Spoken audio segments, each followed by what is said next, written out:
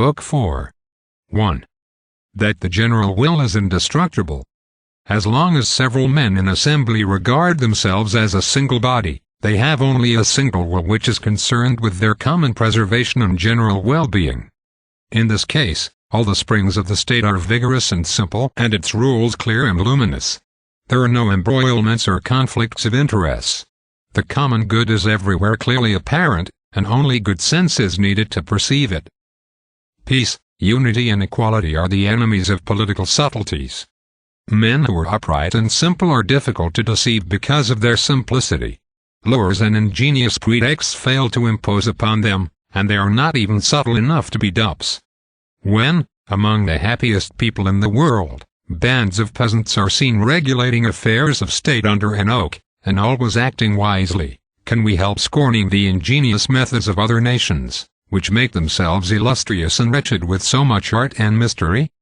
A state so governed needs very few laws, and, as it becomes necessary to issue new ones, the necessity is universally seen. The first man to propose them merely says what all have already felt, and there is no question of factions or intrigues or eloquence in order to secure the passage into law of what everyone has already decided to do, as soon as he is sure that the rest will act with him. Theorists are led into error because, seeing only states that have been from the beginning wrongly constituted, they are struck by the impossibility of applying such a policy to them. They make great game of all the absurdities a clever rascal or an insinuating speaker might get the people of Paris or London to believe. They do not know that Cromwell would have been put to the bells by the people of Berne, and the Duc de Beaufort on the treadmill by the Genevese. But when the social bond begins to be relaxed and the state to grow weak, when particular interests begin to make themselves felt in the smaller societies to exercise an influence over the larger, the common interest changes and finds opponents. Opinion is no longer unanimous. The general will ceases to be the will of all. Contradictory views and debates arise, and the best advice is not taken without question. Finally, when the state, on the eve of ruin, maintains only a vain, illusory and formal existence, when in every heart the social bond is broken, and the meanest interest brazenly lays hold of the sacred name of public good, the general will becomes mute. All men, guided by secret motives, no more give their views as citizens than if the state had never been. And iniquitous decrees directed solely to private interest get passed under the name of laws. Does it follow from this that the general will is exterminated or corrupted? Not at all. It is always constant, unalterable and pure, but it is subordinated to other wills which encroach upon its sphere. Each man, in detaching his interest from the common interest, sees clearly that he cannot entirely separate them, but his share in the public mishaps seems to him negligible beside the exclusive good he aims at making his own. Apart from this particular good, he wills the general good in his own interest, as strongly as anyone else. Even in selling his vote for money, he does not extinguish in himself the general will, but only eludes it. The fault he commits is that of changing the state of the question, and answering something different from what he's asked. Instead of saying, by his vote, it is to the advantage of the state, he says, it is of advantage to this or that man or party that this or that view should prevail. Thus the law of public order in assemblies is not so much to maintain in them the general will as to secure that the question be always put to it, and the answer always given by it. I could here set down many reflections on the simple right of voting in every act of sovereignty, a right which no one can take from the citizens, and also on the right of stating views, making proposals, dividing and discussing, which the government is always most careful to leave solely to its members, but this important subject would need a treatise to itself, and it is impossible to say everything in a single work. 2. Voting. It may be seen, from the last chapter, that the way in which general business is managed may give a clear enough indication of the actual state of morals and the health of the body politic. The more concert reigns in the assemblies, that is, the nearer opinion approaches unanimity, the greater is the dominance of the general will.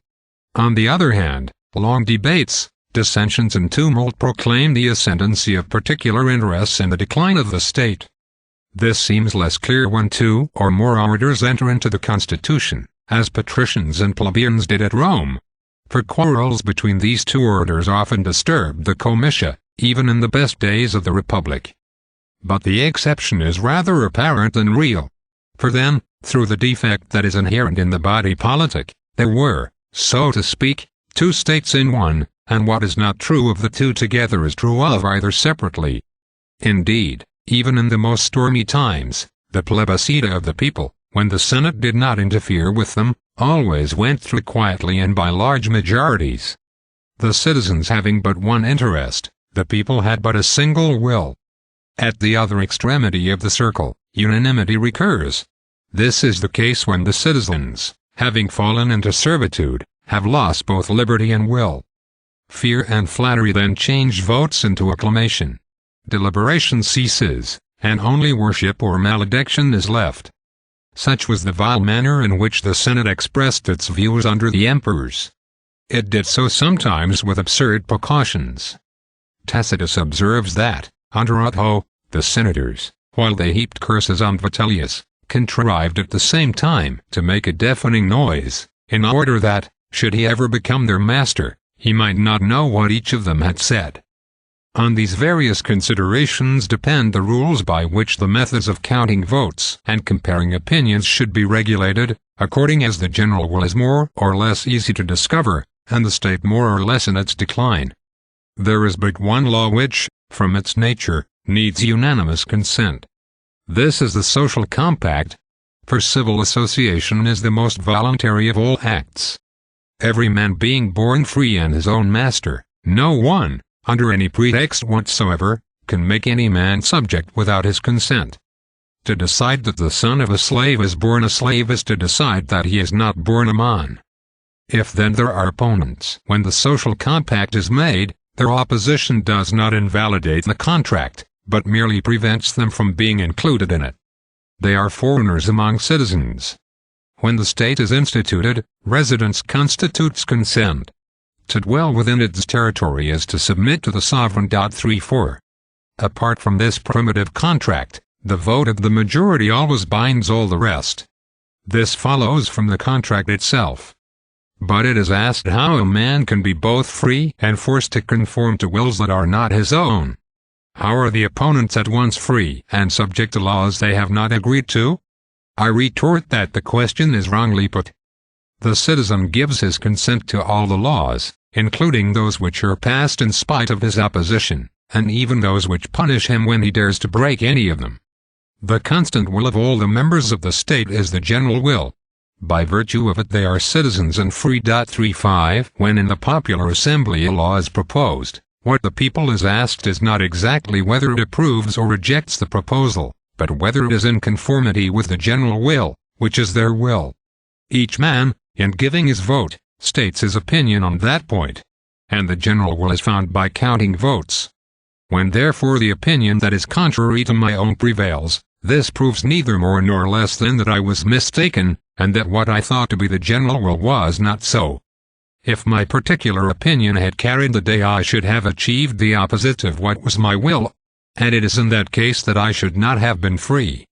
This presupposes, indeed, that all the qualities of the general will still reside in the majority. When they cease to do so, whatever side a man may take, liberty is no longer possible. In my earlier demonstration of how particular wills are substituted for the general will in public deliberation, I have adequately pointed out the practicable methods of avoiding this abuse, and I shall have more to say of them later on. I have also given the principles for determining the proportional number of votes for declaring that will. A difference of one vote destroys equality. A single opponent destroys unanimity. But between equality and unanimity, there are several grades of unequal division, at each of which this proportion may be fixed in accordance with the condition and the needs of the body politic. There are two general rules that may serve to regulate this relation. First, the more grave and important the questions discussed, the nearer should the opinion that is to prevail approach unanimity. Secondly, the more the matter in hand calls for speed, the smaller the prescribed difference in the numbers of votes may be allowed to become. Where an instant decision has to be reached, a majority of one vote should be enough. The first of these two rules seems more in harmony with the laws, and the second with practical affairs. In any case, it is the combination of them that gives the best proportions for determining the majority necessary. 3. Elections. In the elections of the prince and the magistrates, which are, as I have said, complex acts, there are two possible methods of procedure, choice and lot. Both have been employed in various republics, and a highly complicated mixture of the two still survives in the election of the Doge at Venice. Election by lot, says Montesquieu, is democratic in nature. E3 I agree that it is so. But in what sense? The lot, he goes on, is a way of making choice that is unfair to nobody. It leaves each citizen a reasonable hope of serving his country. These are not reasons. If we bear in mind that the election of rulers is a function of government, and not of sovereignty, we shall see why the lot is the method more natural to democracy, in which the administration is better in proportion as the number of its acts is small. In every real democracy, magistracy is not an advantage, but a burdensome charge which cannot justly be imposed on one individual rather than another. The law alone can lay the charge on him on whom the lot falls. 4. The conditions being then the same for all, and the choice not depending on any human will, there is no particular application to alter the universality of the law. In an aristocracy, the prince chooses the prince, the government is preserved by itself, and voting is rightly ordered. The instance of the election of the Doge of Venice confirms, instead of destroying, this distinction. The mixed form suits a mixed government. For it is an error to take the government of Venice for a real aristocracy. If the people has no share in the government, the nobility is itself the people. A host of poor Barnabots never gets near any magistracy, and its nobility consists merely in the empty title of excellency, and in the right to sit in the Great Council. As this Great Council is as numerous as our General Council at Geneva, its illustrious members have no more privileges than our plain citizens. It is indisputable that, apart from the extreme disparity between the two republics, the bourgeoisie of Geneva is exactly equivalent to the patriciate of Venice. Our natives and inhabitants correspond to the townsmen and the people of Venice. Our peasants correspond to the subjects on the mainland. And, however that republic be regarded, if its size be left out of account, its government is no more aristocratic than our own. The whole difference is that, having no life ruler, we do not, like Venice, need to use the lot.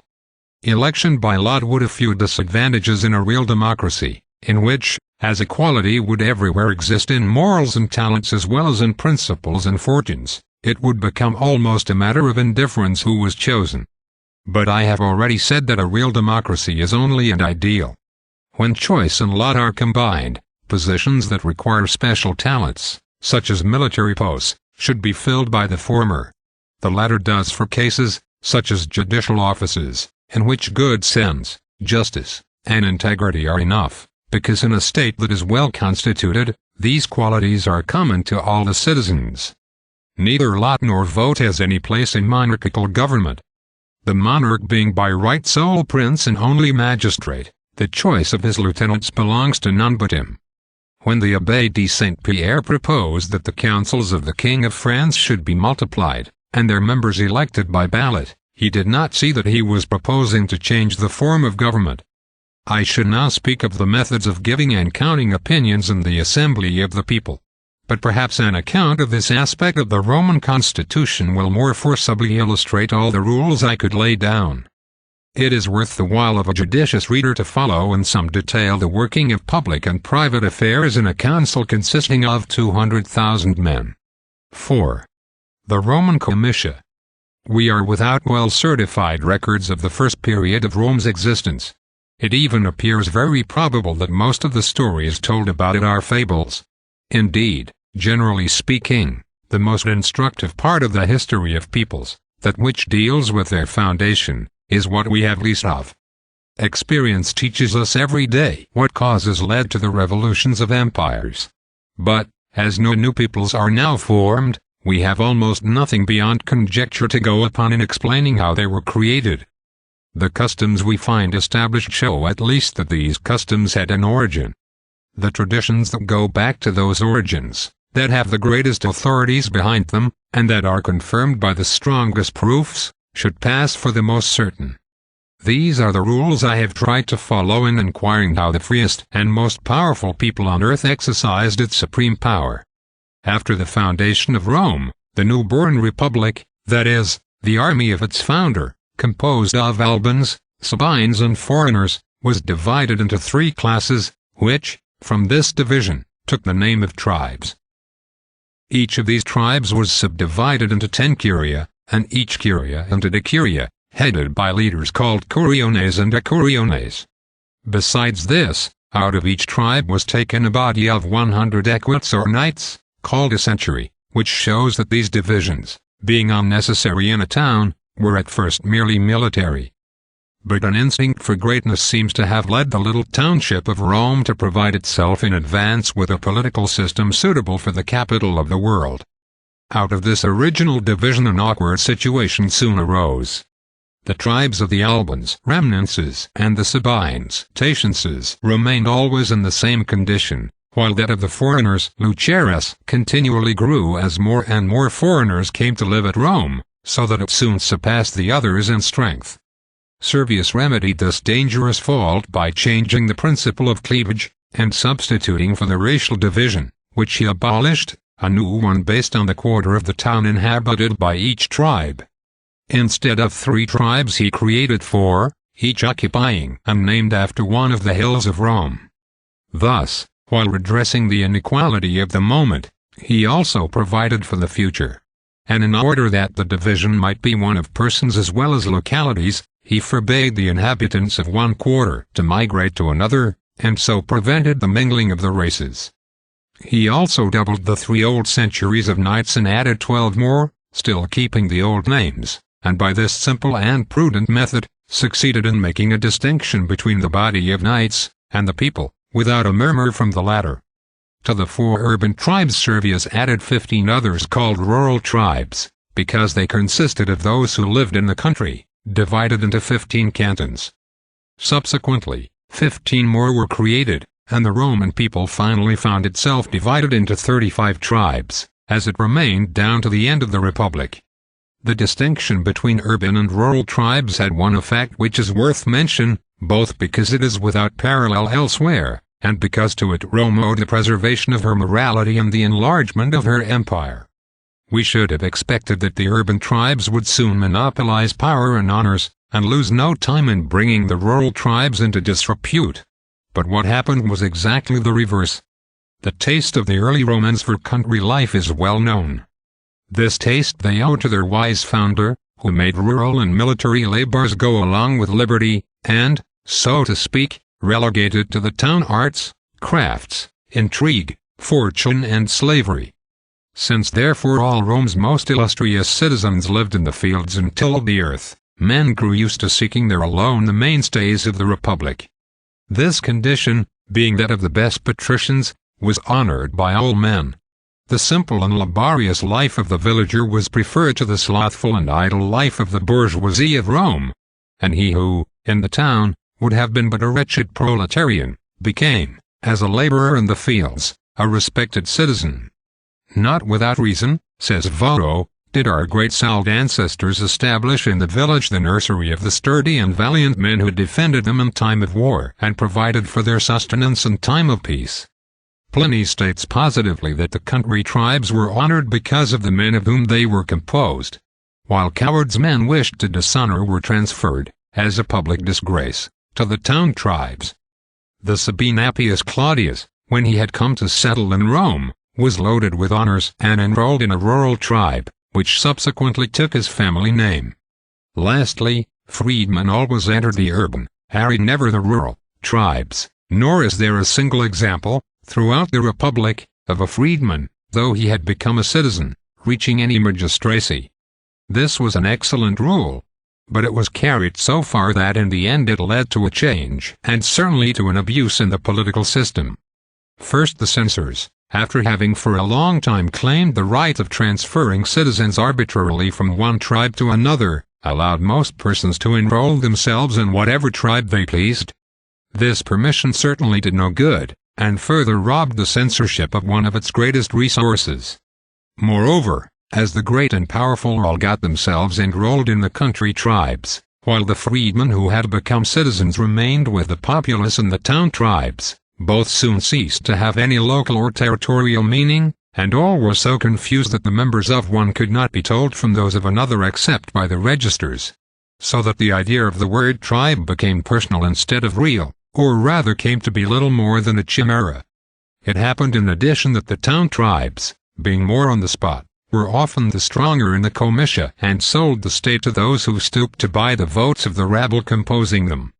As the founder had set up 10 curia in each tribe, the whole Roman people, which was then contained within the walls, consisted of 30 curia, each with its temples, its gods, its officers, its priests and its festivals, which were called compitalia and corresponded to the paganalia, held in later times by the rural tribes. When Servius made his new division, as the 30 curia could not be shared equally between his 4 tribes, and as he was unwilling to interfere with them, they became a further division of the inhabitants of Rome, quite independent of the tribes. But in the case of the rural tribes and their members there was no question of curia, as the tribes had then become a purely civil institution, and, a new system of levying troops having been introduced, the military divisions of Romulus were superfluous. Thus, although every citizen was enrolled in a tribe, there were very many who were not members of a curia. Servius made yet a third division, quite distinct from the 2 we have mentioned, which became, in its effects, the most important of all. He distributed the whole Roman people into 6 classes, distinguished neither by place nor by person, but by wealth. The first classes included the rich, the last the poor, and those between persons of moderate means. These 6 classes were subdivided into 193 other bodies, called centuries, which were so divided that the first class alone comprised more than half of them, while the last comprised only one.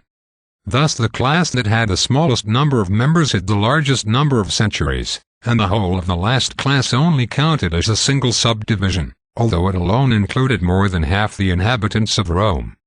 In order that the people might have the less insight into the results of this arrangement, Servius tried to give it a military tone. In the second class he inserted 2 centuries of armorers, and in the fourth 2 of makers of instruments of war. In each class, except the last, he distinguished young and old, that is, those who were under an obligation to bear arms and those whose age gave them legal exemption. It was this distinction, rather than that of wealth, which required frequent repetition of the census or counting. Lastly, he ordered that the assembly should be held in the Campus Martius, and that all who were of age to serve should come there armed. The reason for his not making in the last class also the division of young and old was that the popules, of whom it was composed, was not given the right to bear arms for its country. A man had to possess a hearth to acquire the right to defend it, and of all the troops of beggars who today lend luster to the armies of kings, there is perhaps not one who would not have been driven with scorn out of a Roman cohort, at a time when soldiers were the defenders of liberty. In this last class, however, proletarians were distinguished from capite censi. The former, not quite reduced to nothing, at least gave the state citizens, and sometimes, when the need was pressing, even soldiers. Those who had nothing at all, and could be numbered only by counting heads, were regarded as of absolutely no account, and Marius was the first who stooped to enroll them. Without deciding now whether this third arrangement was good or bad in itself, I think I may assert that it could have been made practicable only by the simple morals, the disinterestedness, the liking for agriculture and the scorn for commerce and for love of gain which characterized the early Romans.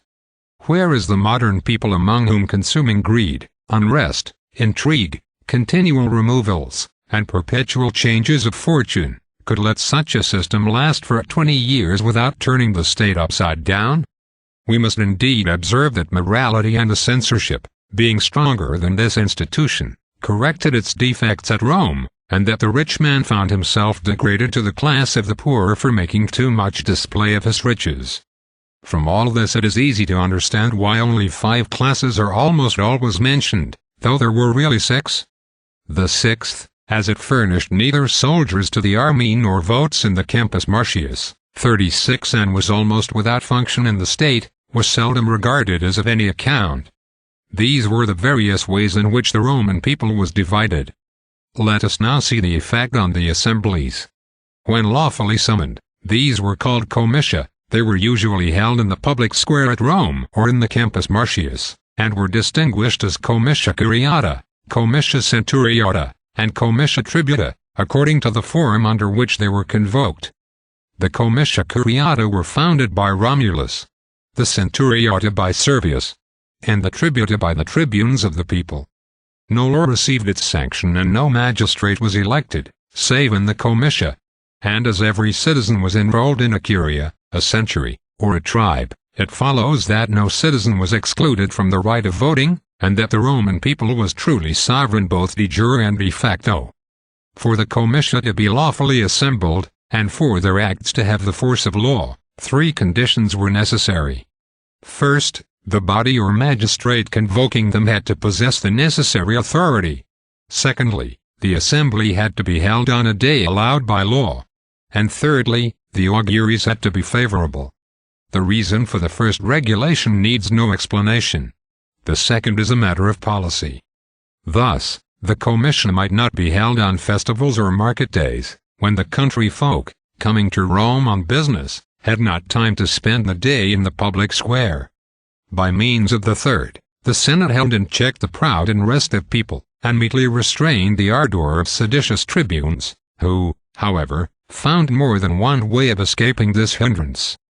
Laws and the election of rulers were not the only questions submitted to the judgment of the comitia. As the Roman people had taken on itself the most important functions of government, it may be said that the lot of Europe was regulated in its assemblies. The variety of their objects gave rise to the various forms these took, according to the matters on which they had to pronounce. In order to judge of these various forms, it is enough to compare them. Romulus, when he set up curia, had in view the checking of the Senate by the people, and of the people by the Senate, while maintaining his ascendancy over both alike. He therefore gave the people, by means of this assembly, all the authority of numbers to balance that of power and riches, which he left to the patricians. But, after the spirit of monarchy, he left all the same a greater advantage to the patricians and the influence of their clients on the majority of votes. This excellent institution of patron and client was a masterpiece of statesmanship and humanity without which the patriciate, being flagrantly in contradiction to the republican spirit, could not have survived. Rome alone has the honor of having given to the world this great example, which never led to any abuse, and yet has never been followed. As the assemblies by curia persisted under the kings till the time of Servius, and the reign of the later Tarquin was not regarded as legitimate, royal laws were called generally leges curiata. Under the Republic, the curia, still confined to the 4 urban tribes, and including only the populace of Rome, suited neither the Senate, which led the patricians, nor the tribunes, who, though plebeians, were at the head of the well-to-do citizens. They therefore fell into disrepute, and their degradation was such, that 30 lictors used to assemble and do what the comitia curiata should have done. The division by centuries was so favorable to the aristocracy that it is hard to see at first how the Senate ever failed to carry the day in the comitia bearing their name, by which the consuls, the censors and the other curule magistrates were elected. Indeed, of the 193 centuries into which the 6 classes of the whole Roman people were divided, the first class contained 98, and, as voting went solely by centuries, this class alone had a majority over all the rest. When all these centuries were in agreement, the rest of the votes were not even taken. The decision of the smallest number passed for that of the multitude, and it may be said that, in the comitia centuriata, decisions were regulated far more by depth of purses than by the number of votes. But this extreme authority was modified in 2 ways. First, the tribunes as a rule, and always a great number of plebeians, belonged to the class of the rich, and so counterbalanced the influence of the patricians in the first class. The second way was this. Instead of causing the centuries to vote throughout in order, which would have meant beginning always with the first, the Romans always chose one by lot, which proceeded alone to the election. After this all the centuries were summoned another day according to their rank, and the same election was repeated, and as a rule confirmed. Thus the authority of example was taken away from rank, and given to the lot on a democratic principle. From this custom resulted a further advantage. The citizens from the country had time, between the two elections, to inform themselves of the merits of the candidate who had been provisionally nominated, and did not have to vote without knowledge of the case. But, under the pretext of hastening matters, the abolition of this custom was achieved, and both elections were held on the same day. The Comitia Tributa were properly the council of the Roman people. They were convoked by the tribunes alone. At them the tribunes were elected and passed their plebiscita. The Senate not only had no standing in them, but even no right to be present. And the senators, being forced to obey laws on which they could not vote, were in this respect less free than the meanest citizens. This injustice was altogether ill-conceived, and was alone enough to invalidate the decrees of a body to which all its members were not admitted. Had all the patricians attended the Comitia by virtue of the right they had as citizens, they would not, as mere private individuals, have had any considerable influence on a vote reckoned by counting heads, where the meanest proletarian was as good as the princeps senatus. It may be seen, therefore, that besides the order which was achieved by these various ways of distributing so great a people and taking its votes, the various methods were not reducible to forms indifferent in themselves, but the results of each were relative to the objects which caused it to be preferred. Without going here into further details, we may gather from what has been said above that the Comitia Tributa were the most favorable to popular government, and the Comitia Centuriata to aristocracy. The Comitia Curiata, in which the populace of Rome formed the majority, being fitted only to further tyranny and evil designs, naturally fell into disrepute, and even seditious persons abstained from using a method which too clearly revealed their projects. It is indisputable that the whole majesty of the Roman people lay solely in the Comitia Centuriata, which alone included all. For the Comitia Curiata excluded the rural tribes, and the Comitia Tributa the Senate and the patricians. As for the method of taking the vote, it was among the ancient Romans as simple as their morals, although not so simple as at Sparta. Each man declared his vote aloud, and a clerk duly wrote it down. The majority in each tribe determined the vote of the tribe, the majority of the tribes that of the people, and so with curia and centuries. This custom was good as long as honesty was triumphant among the citizens, and each man was ashamed to vote publicly in favor of an unjust proposal or an unworthy subject.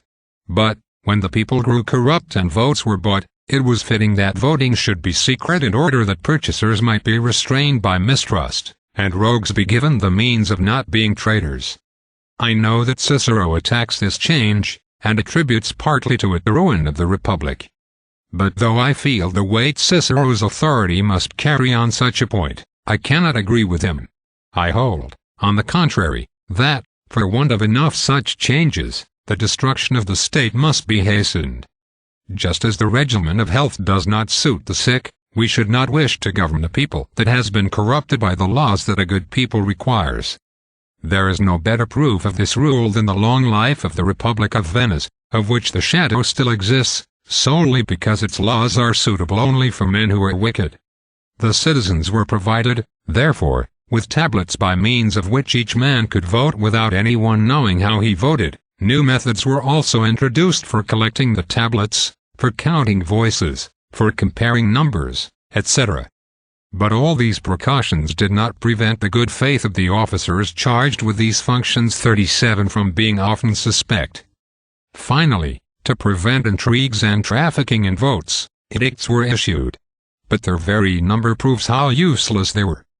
Towards the close of the Republic, it was often necessary to have recourse to extraordinary expedients in order to supplement the inadequacy of the laws. Sometimes miracles were supposed. But this method, while it might impose on the people, could not impose on those who governed. Sometimes an assembly was hastily called together, before the candidates had time to form their factions. Sometimes the whole sitting was occupied with talk, when it was seen that the people had been won over and was on the point of taking up a wrong position. But in the end ambition eluded all attempts to check it. And the most incredible fact of all is that, in the midst of all these abuses, the vast people, thanks to its ancient regulations, never ceased to elect magistrates, to pass laws, to judge cases, and to carry through business both public and private, almost as easily as the Senate itself could have done. 5. The Tribunate. When an exact proportion cannot be established between the constituent parts of the state, or when causes that cannot be removed continually alter the relation of one part to another, recourse is had to the institution of a peculiar magistracy that enters into no corporate unity with the rest. This restores to each term its right relation to the others, and provides a link or middle term between either prince and people, or prince and sovereign, or, if necessary, both at once. This body, which I shall call the Tribunate, is the preserver of the laws and of the legislative power. It serves sometimes to protect the sovereign against the government, as the tribunes of the people did at Rome, sometimes to uphold the government against the people, as the Council of Ten now does at Venice, and sometimes to maintain the balance between the two, as the ephors did at Sparta. The Tribunate is not a constituent part of the city, and should have no share in either legislative or executive power. But this very fact makes its own power the greater, for, while it can do nothing, it can prevent anything from being done. It is more sacred and more revered, as the defender of the laws, than the prince who executes them, or than the sovereign which ordains them. This was seen very clearly at Rome, when the proud patricians, for all their scorn of the people, were forced to bow before one of its officers, who had neither auspices nor jurisdiction. The Tribunate, wisely tempered, is the strongest support a good constitution can have. But if its strength is ever so little excessive, it upsets the whole state. Weakness, on the other hand, is not natural to it, provided it is something, it is never less than it should be. It degenerates into tyranny when it usurps the executive power, which it should confine itself to restraining, and when it tries to dispense with the laws, which it should confine itself to protecting. The immense power of the ephors, harmless as long as Sparta preserved its morality, hastened corruption when once it had begun. The blood of Aegeus, slaughtered by these tyrants, was avenged by his successor. The crime and the punishment of the ephors alike hastened the destruction of the Republic, and after Cleomenes Sparta ceased to be of any account. Rome perished in the same way. The excessive power of the tribunes, which they had usurped by degrees, finally served, with the help of laws made to secure liberty, as a safeguard for the emperors who destroyed it. As for the Venetian Council of Ten, it is a tribunal of blood, an object of horror to patricians and people alike, and, so far from giving a lofty protection to the laws, it does nothing, now they have become degraded, but strike in the darkness blows of which no one dare take note. The Tribunate, like the government, grows weak as the number of its members increases. When the tribunes of the Roman people, who first numbered only 2, and then 5, wished to double that number, the Senate let them do so, in the confidence that it could use one to check another, as indeed it afterwards freely did. The best method of preventing usurpations by so formidable a body, though no government has yet made use of it, would be not to make it permanent, but to regulate the periods during which it should remain in abeyance. These intervals, which should not be long enough to give abuses time to grow strong, may be so fixed by law that they can easily be shortened at need by extraordinary commissions. This method seems to me to have no disadvantages, because, as I have said, the Tribunate, which forms no part of the Constitution, can be removed without the Constitution being affected. It seems to be also efficacious, because a newly restored magistrate starts not with the power his predecessor exercised, but with that which the law allows him. 6. The Dictatorship. The inflexibility of the laws, which prevents them from adapting themselves to circumstances, may, in certain cases, render them disastrous, and make them bring about, at a time of crisis, the ruin of the state. The order and slowness of the forms they enjoin require a space of time which circumstances sometimes withhold. 1,000 cases against which the legislator has made no provision may present themselves, and it is a highly necessary part of foresight to be conscious that everything cannot be foreseen. It is wrong therefore to wish to make political institutions so strong as to render it impossible to suspend their operation. Even Sparta allowed its laws to lapse. However, none but the greatest dangers can counterbalance that of changing the public order, and the sacred power of the laws should never be arrested save when the existence of the country is at stake. In these rare and obvious cases, provision is made for the public security by a particular act entrusting it to him who is most worthy. This commitment may be carried out in either of two ways, according to the nature of the danger. If increasing the activity of the government is a sufficient remedy, power is concentrated in the hands of one or two of its members. In this case the change is not in the authority of the laws, but only in the form of administering them. If, on the other hand, the peril is of such a kind that the paraphernalia of the laws are an obstacle to their preservation, the method is to nominate a supreme ruler, who shall silence all the laws and suspend for a moment the sovereign authority. In such a case, there is no doubt about the general will, and it is clear that the people's first intention is that the state shall not perish. Thus the suspension of the legislative authority is in no sense its abolition. The magistrate who silences it cannot make it speak. He dominates it, but cannot represent it. He can do anything, except make laws. The first method was used by the Roman Senate when, in a consecrated formula, it charged the consuls to provide for the safety of the republic. The second was employed when one of the two consuls nominated a dictator, 38 a custom Rome borrowed from Alba. During the first period of the republic, recourse was very often had to the dictatorship, because the state had not yet a firm enough basis to be able to maintain itself by the strength of its constitution alone.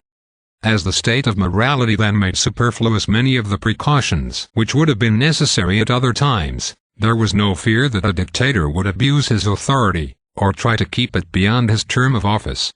On the contrary, so much power appeared to be burdensome to him who was clothed with it, and he made all speed to lay it down, as if taking the place of the laws had been too troublesome and too perilous a position to retain.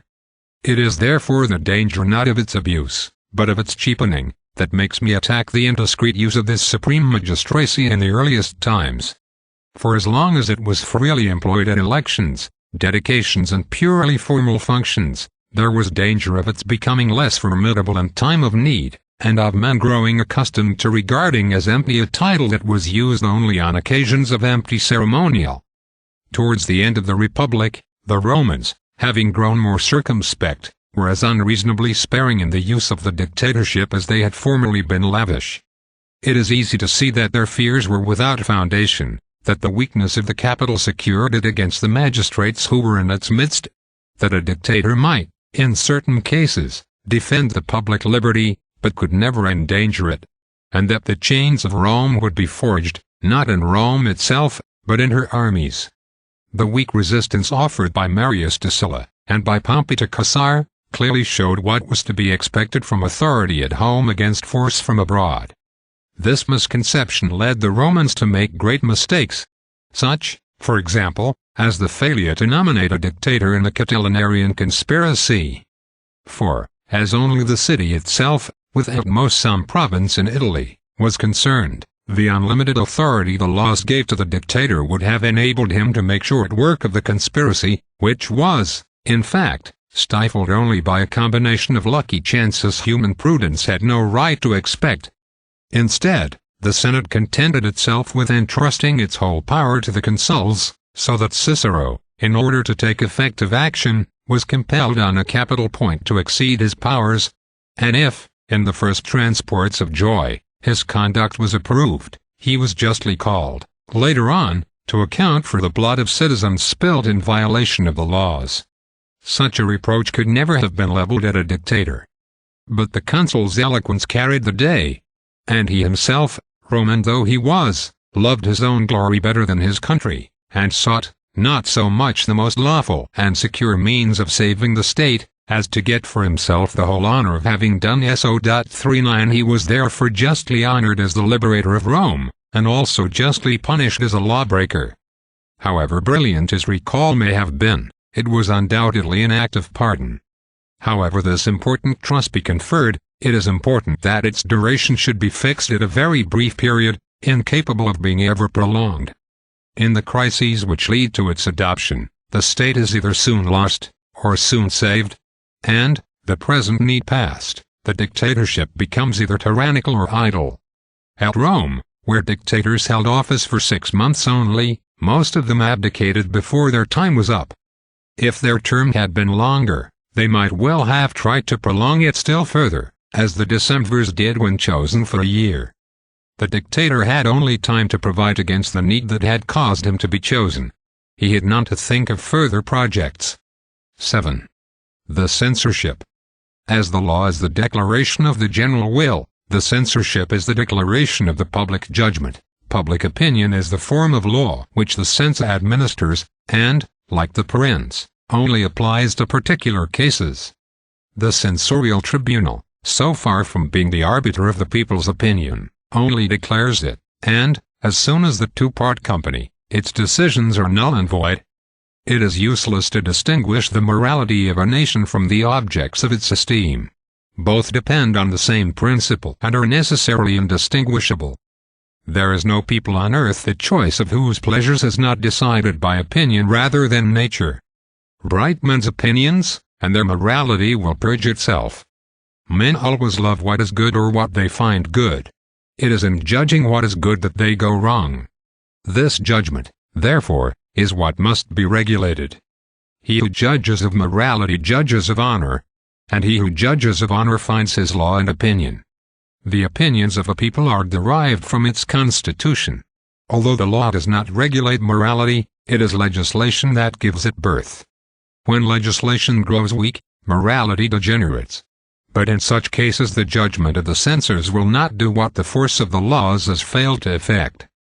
From this it follows that the censorship may be useful for the preservation of morality, but can never be so for its restoration. Set up censors while the laws are vigorous. As soon as they have lost their vigor, all hope is gone. No legitimate power can retain force when the laws have lost it. The censorship upholds morality by preventing opinion from growing corrupt, by preserving its rectitude by means of wise applications, and sometimes even by fixing it when it is still uncertain.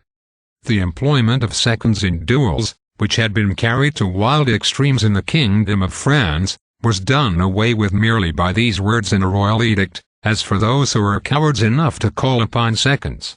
This judgment, in anticipating that of the public, suddenly decided it. But when edicts from the same source try to pronounce dueling itself an act of cowardice, as indeed it is, then, since common opinion does not regard it as such, the public took no notice of a decision on a point on which its mind was already made up. I have stated elsewhere that as public opinion is not subject to any constraint, there need be no trace of it in the tribunal set up to represent it. It is impossible to admire too much the art with which this resource, which we moderns have wholly lost, was employed by the Romans, and still more by the Lacedaemonians.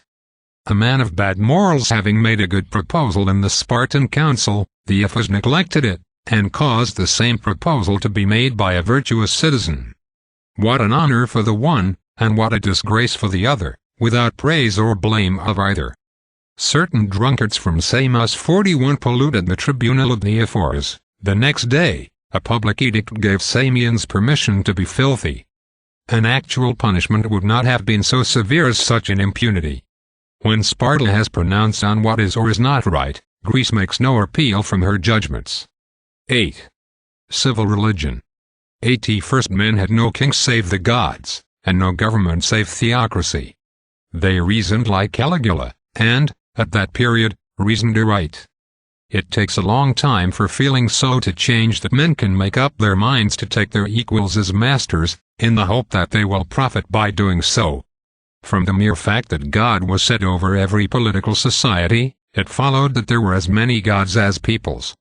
Two peoples that were strangers the one to the other, and almost always enemies, could not long recognize the same master. Two armies giving battle could not obey the same leader. National divisions thus led to polytheism, and this in turn gave rise to theological and civil intolerance, which, as we shall see hereafter, are by nature the same. The fancy the Greeks had for rediscovering their gods among the barbarians arose from the way they had of regarding themselves as the natural sovereigns of such peoples. But there is nothing so absurd as the erudition which in our days identifies and confuses gods of different nations. as if Moloch, Saturn, and Kronos could be the same god. As if the Phoenician Baal, the Greek Zeus, and the Latin Jupiter could be the same. As if there could still be anything common to imaginary beings with different names. If it is asked how in pagan times, where each state had its cult and its gods, there were no wars of religion, I answer that it was precisely because each state, having its own cult as well as its own government, made no distinction between its gods and its laws. Political war was also theological.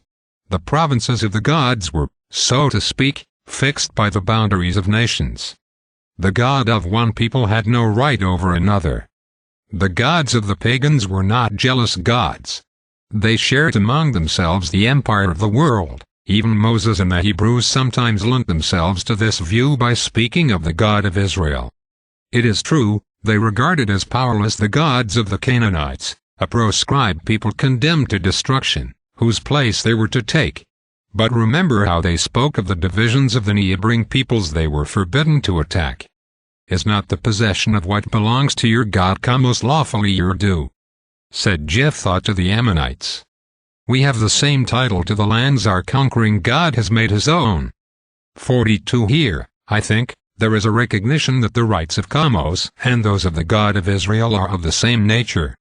But when the Jews, being subject to the kings of Babylon, and, subsequently, to those of Syria, still obstinately refused to recognize any god save their own, their refusal was regarded as rebellion against their conqueror, and drew down on them the persecutions we read of in their history, which are without parallel till the coming of Christianity. 43. Every religion, therefore, being attached solely to the laws of the state which prescribed it, there was no way of converting a people except by enslaving it, and there could be no missionaries save conquerors.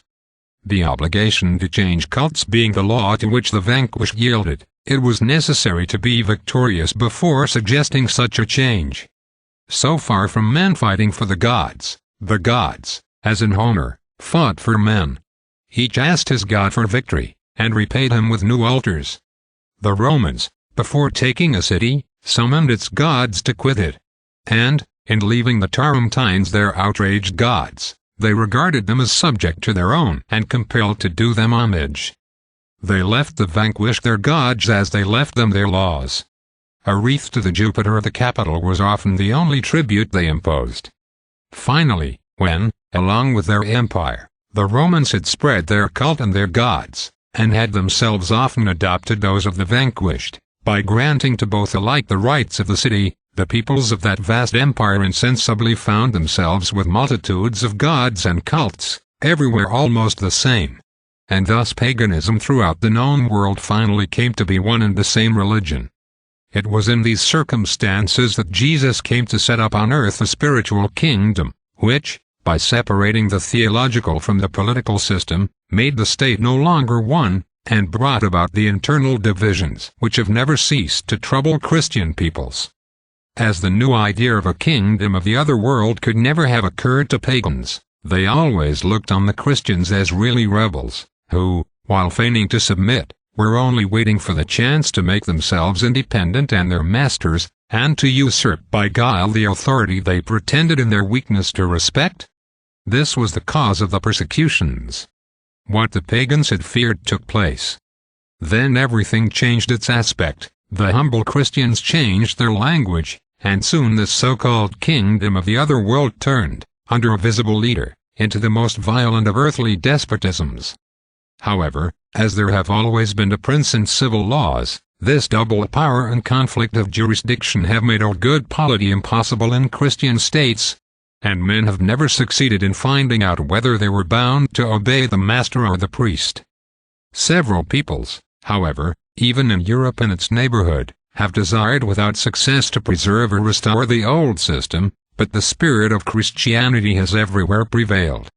The sacred cult has always remained or again become independent of the sovereign, and there has been a necessary link between it and the body of the state. Mahomet held very sane views, and linked his political system well together. And, as long as the form of his government continued under the caliphs who succeeded him, that government was indeed one, and so far good. But the Arabs, having grown prosperous, lettered, civilized, slack and cowardly, were conquered by barbarians, the division between the two powers began again. And, although it is less apparent among the Mahometans than among the Christians, it nonetheless exists, especially in the sect of Ali, and there are states, such as Persia, where it is continually making itself felt. Among us, the kings of England have made themselves heads of the church, and the czars have done the same, but this title has made them less its masters than its ministers. They have gained not so much the right to change it, as the power to maintain it. They are not its legislators, but only its princes. Wherever the clergy is a corporate body, 44 it is master and legislator in its own country. There are thus two powers, two sovereigns, in England and in Russia, as well as elsewhere. Of all Christian writers, the philosopher Hobbes alone has seen the evil and how to remedy it, and has dared to propose the reunion of the two heads of the eagle, and the restoration throughout of political unity, without which no state or government will ever be rightly constituted. But he should have seen that the masterful spirit of Christianity is incompatible with his system, and that the priestly interest would always be stronger than that of the state. It is not so much what is false and terrible in his political theory, as what is just and true, that has drawn down hatred on it. 45. I believe that if the study of history were developed from this point of view, it would be easy to refute the contrary opinions of Bale and Warburton, one of whom holds that religion can be of no use to the body politic, while the other, on the contrary, maintains that Christianity is its strongest support. We should demonstrate to the former that no state has ever been founded without a religious basis, and to the latter, that the law of Christianity at bottom does more harm by weakening than good by strengthening the constitution of the state.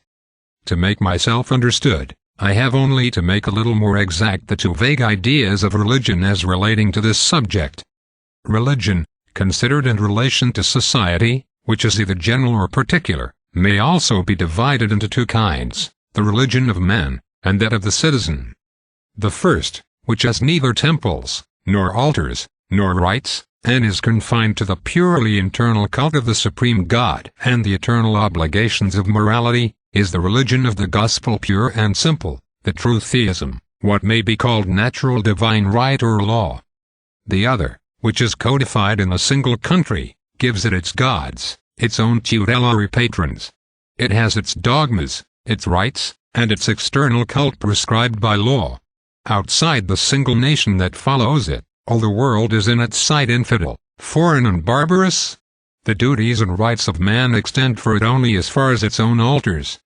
Of this kind were all the religions of early peoples, which we may define as civil or positive divine right or law.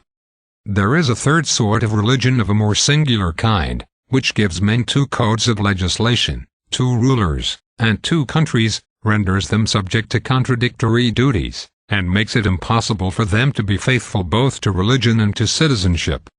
Such are the religions of the Lamas and of the Japanese, and such is Roman Christianity, which may be called the religion of the priest. It leads to a sort of mixed and anti-social code which has no name.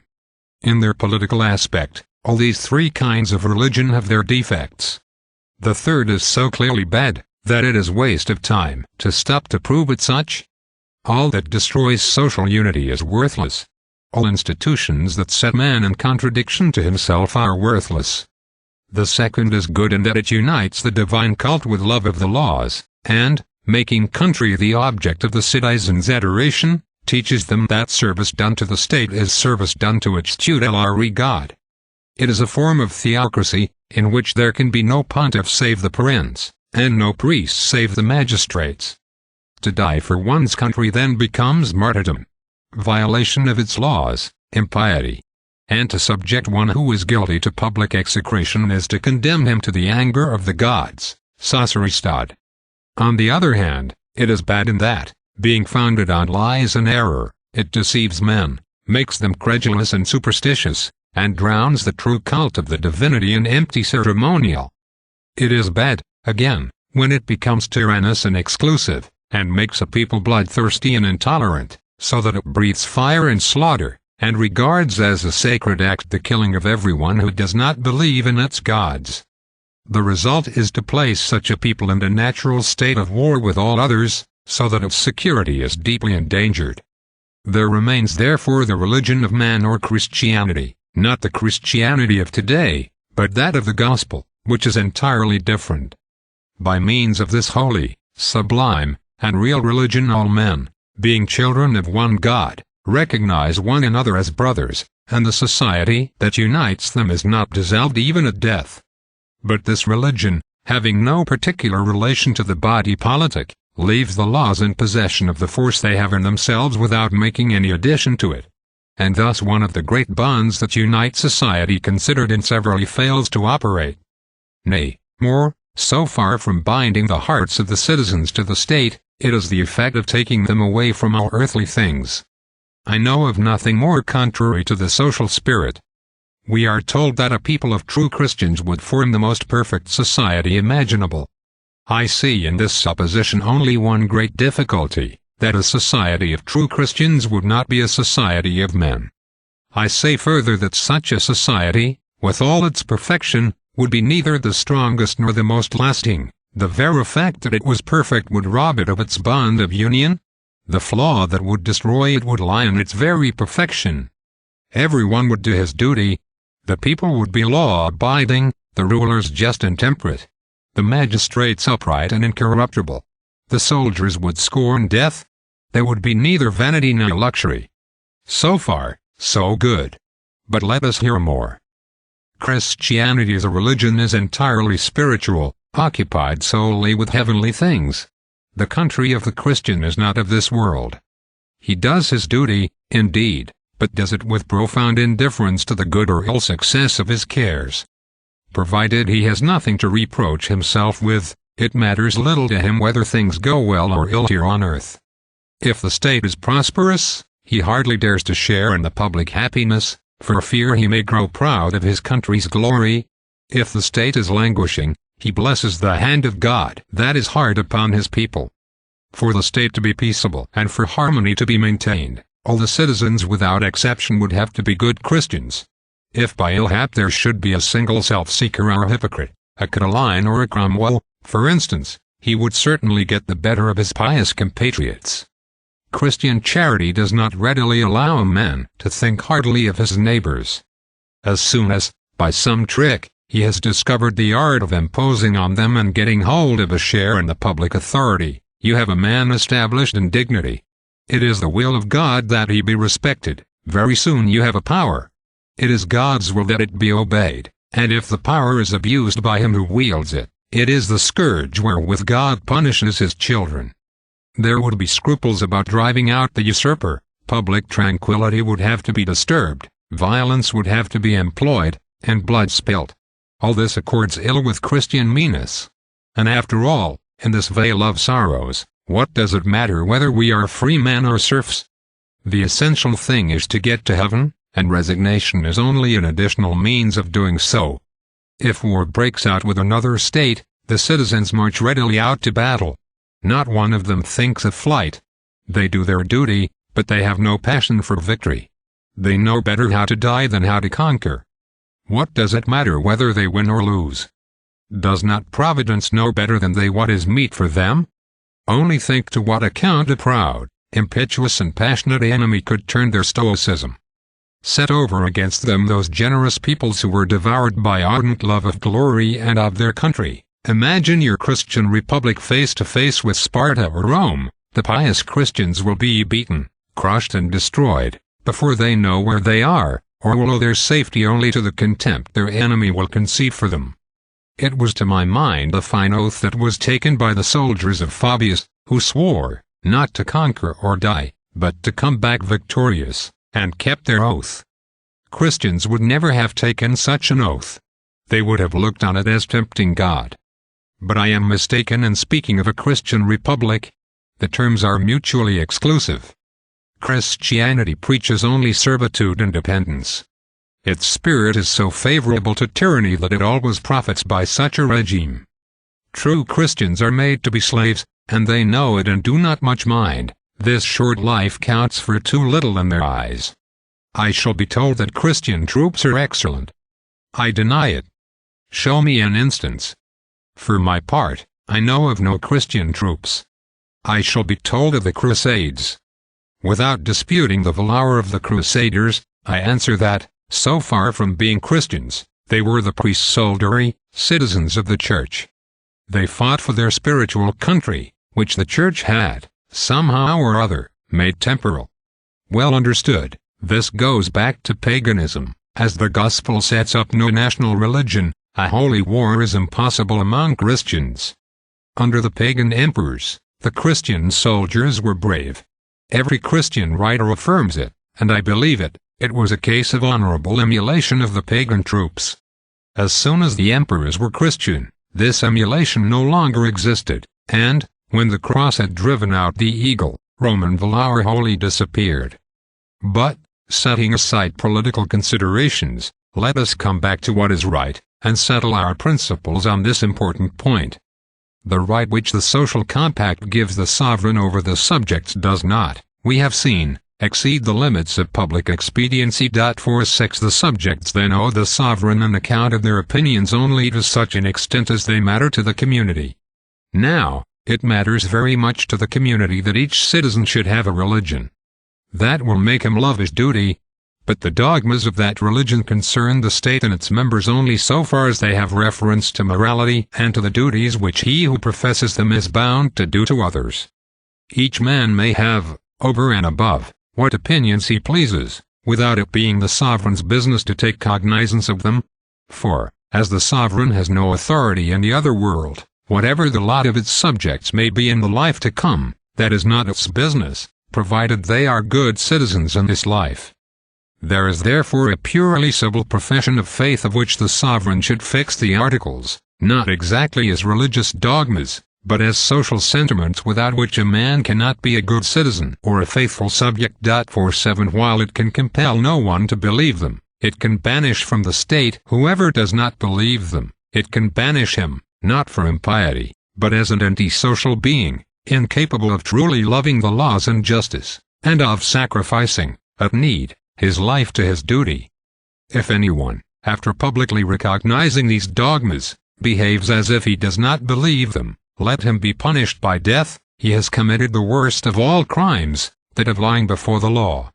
The dogmas of civil religion ought to be few, simple, and exactly worded, without explanation or commentary.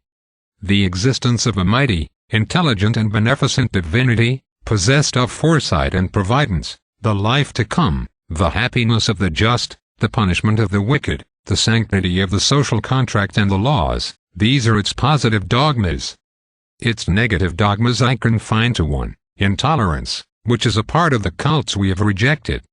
Those who distinguish civil from theological intolerance are, to my mind, mistaken. The two forms are inseparable. It is impossible to live at peace with those we regard as damned. To love them would be to hate God who punishes them. We positively must either reclaim or torment them. Wherever theological intolerance is admitted, it must inevitably have some civil effect. 48 And as soon as it has such an effect, the sovereign is no longer sovereign even in the temporal sphere. Thenceforth priests are the real masters, and kings only their ministers. Now that there is and can be no longer an exclusive national religion, tolerance should be given to all religions that tolerate others, so long as their dogmas contain nothing contrary to the duties of citizenship. But whoever dares to say, outside the Church is no salvation, ought to be driven from the state, unless the state is the Church, and the prince the pontiff. Such a dogma is good only in a theocratic government. In any other, it is fatal. The reason for which Henry IV is said to have embraced the Roman religion ought to make every honest man leave it, and still more any prince who knows how to reason. 9. Conclusion. Now that I have laid down the true principles of political right, and tried to give the state a basis of its own to rest on, I ought next to strengthen it by its external relations, which would include the law of nations, commerce, the right of war and conquest, public right, leagues, negotiations, treaties, etc. But all this forms a new subject that is far too vast for my narrow scope. I ought throughout to have kept to a more limited sphere.